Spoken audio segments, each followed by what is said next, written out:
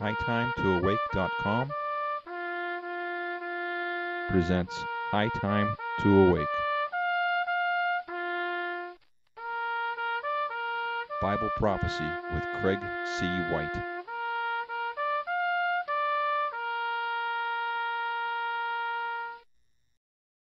Today's lesson is called The Assyrian is the Antichrist.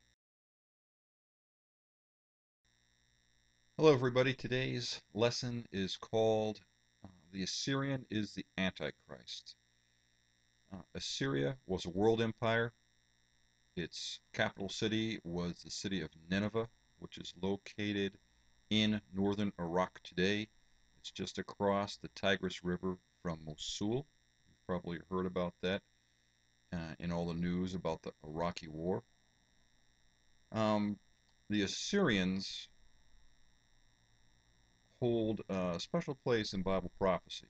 The Antichrist is often referred to as the Assyrian in the Old Testament, especially in Isaiah 10. That's Isaiah chapter 10. The Assyrians in 734 BC invaded Syria and then invaded northern Israel. They carried away captives from both Syria and Israel. In 701 BC, the Assyrians came back and invaded southern Israel. These two battles are models for two other similar battles that happen in the end time. That's why the Assyrian is called, or the Antichrist is called the Assyrian in Isaiah chapter 10. Not because he's from Iraq or Assyria, but because he's going to do the same things that the Assyrian kings did, and that is invade Syria and Israel, and then come back a second time and invade Israel.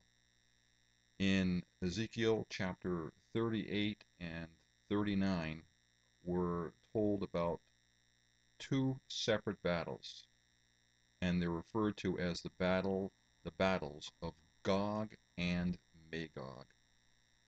That sounds funny to most of us, I know, but it's not that complicated. Magog was the grandson of Noah.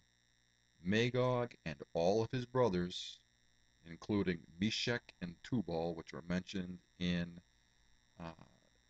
Ezekiel chapter 38, I believe it's verse 3, all of them settled in Turkey.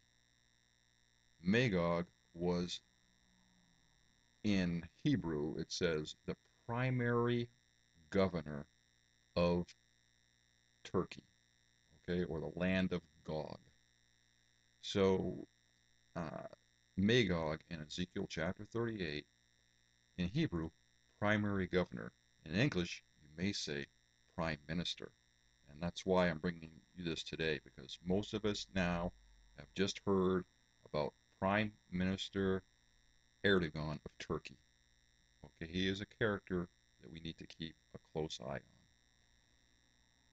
If Prime Minister Erdogan leads an invasion into Syria and probably destroys Damascus, all right, that's another prophecy in Jeremiah 49 and Isaiah 17, and then leads the forces that are in Syria into Israel, then we have the person that fulfills the model of the Assyrian in Isaiah chapter 10 and elsewhere in the Old Testament. It's actually mentioned quite a lot if you want to do a search for the Assyrian.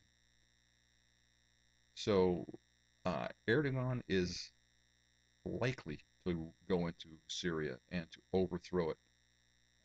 The Muslim Brotherhood is there fighting. The Syrian people are not fighting against the Syrian government. These are outside jihadists fighting to take over Syria. And in Ezekiel chapter 38, verse 5, it talks about three nations that Turkey will lead into an invasion into Syria. They are Libya, Iran, and in the Hebrew it says Cush, which is Sudan, just south of Egypt. Look it up on your map. You can't miss it. It's a big country. So Turkey will lead Libya, Iran, and Sudan in an invasion into Israel. And that is in Ezekiel chapter 38, verse 5. That's the first battle that's called the Battle of Gog and Magog. It does not go well. These armies are defeated. You can read Ezekiel 38 for yourself. And I believe Ezekiel 39, chapter 39, talks about a completely separate battle. A similar battle led by the same person. It doesn't mention the three nations with him, but many people with him. And that, I'm certain, is the Battle of Armageddon. So the Assyrian kings of old led a battle into Syria, took it over, took slaves, then immediately into northern Israel, right? And then they came back 30 years later and invaded southern Israel. Well, our modern day Assyrian just may invade Syria, decimating Damascus, and then bring the forces that Ezekiel 38, verse 5 talks about into Israel. All right, and they get turned back by God. A lot of things happen.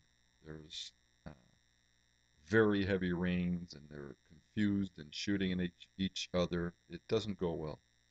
But um, Turkey, Iran, Sudan, and Libya, those are the primary people that are fighting in Syria today. Some of them are fighting against Assad, some are fighting with Assad or for Assad, but they're all there.